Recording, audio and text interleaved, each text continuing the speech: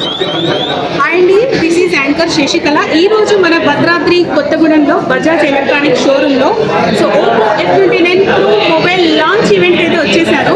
మరి మొబైల్ చూడగానే చాలా అంటే చాలా అమేజింగ్గా అనిపించింది. సో ఇందులో ఉన్న ఫీచర్స్ అయితే చాలా చాలా బాగున్నాయి.